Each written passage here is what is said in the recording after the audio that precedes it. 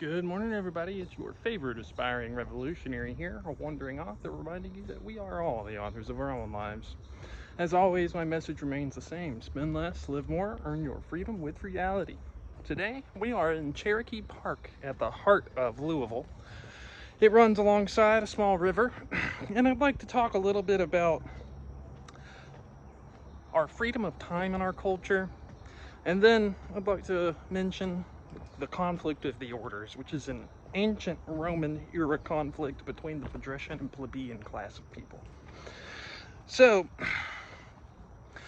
as you guys all know, I spent most of my adulthood knocking on doors. Today I'm a freelance writer. And while those may seem like very different career fields, they do share one key trait in common, which is that they are 1099 positions. Meaning that I'm an independent contractor, and I have been for the majority of my life. The reason why I want to bring that up is I have spent some time at Mitsubishi and at AT&T working as a traditional W-2 worker. And the main difference between independent contract work and being a W-2 worker is how you get to spend your time. So in both door knocking and as a freelance writer, I've been able to do stuff like this, where I just, decide what to do and I hang out. Often, when I would be knocking on doors, I would get dropped off in a neighborhood like this. I've actually knocked in Louisville before, about 7 years ago, so this is not the first time I've been on this trail system. And if I didn't feel like working, as long as I had sold that week, I could do whatever I wanted to do. So I would frequently just bounce off and hang out on trails and stuff like this.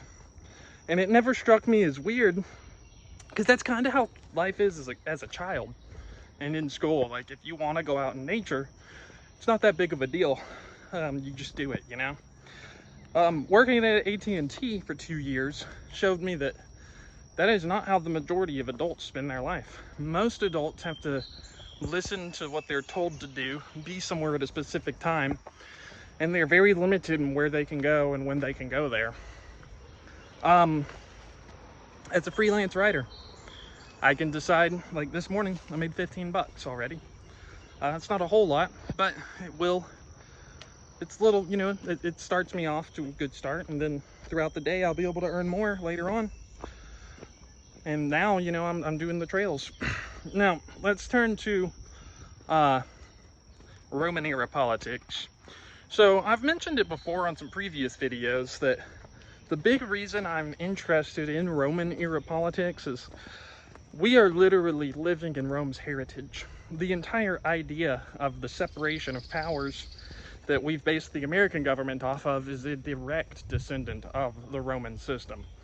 Polybius was famous for writing his book Histories, and he described 3 forms of government that were prevalent in his era, which were aristocracy, monarchy, and democracy. And he believed that through a process called anacyclosis, these political orders would naturally degrade into their degenerate forms, which would be tyranny, monarchy to tyranny, aristocracy to oligarchy, and democracy to mob rule.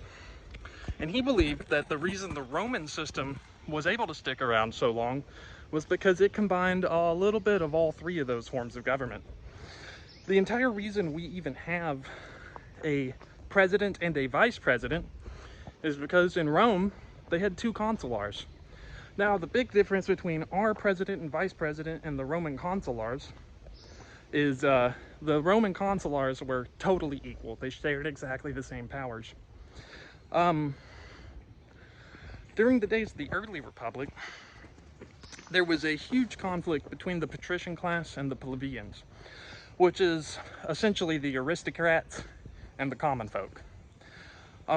The people who had power did not want to give it up. And so there was a 250-year era of social conflict that was started during a war against some of their Latin neighbors, when the plebeians seceded and refused to volunteer in the armed services of Rome.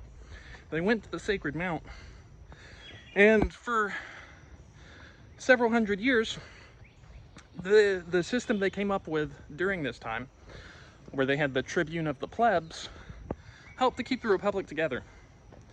But like I said, everything that we see today is a direct descendant of Rome. Thomas Jefferson kept several copies of Polybius's histories and would commonly share it amongst his peers.